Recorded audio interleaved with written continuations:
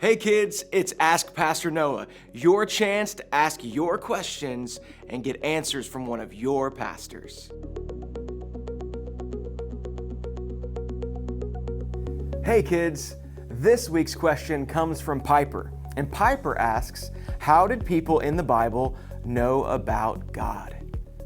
Well, the book of Hebrews chapter 1 verse 1 says this, long ago, at many times and in many ways, God spoke to our fathers by the prophets.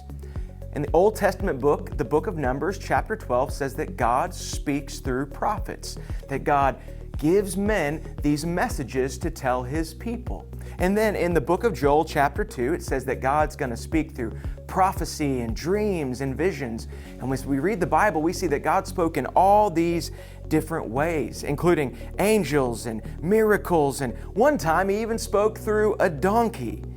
But Hebrews chapter 1 verse 2 tells us, but in these last days He has spoken to us by His Son, that God had an ultimate message to tell us, and in order to tell us that message, He sent Jesus, who is the exact imprint of the Father, that He tells us all we need to know about God. And so God speaks through nature, tells us basic things about who God is and what He's like. God speaks through our conscience, that we know that we're sinners and we need God's help. God speaks through the Holy Spirit, convicting the world of sin and righteousness and judgment. That God, the same Holy Spirit, speaks through the Scriptures as He wrote the Bible through the apostles and prophets. And so the question remains, does God still speak today? And the answer is, He does. The same Holy Spirit who wrote the Scriptures lives inside Christians and teaches us things and reminds us of things.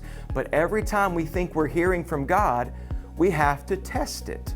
Does this say the same thing as the Bible? Or does it say something different? And if it says something different, then it's not from God. And so here's my question for all of you.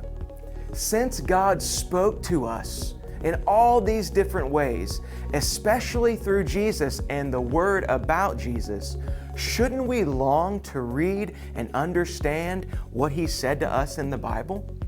If so, and I believe we should, I want you to consider with your family and with your parents how you, as a family, can learn the Bible better together.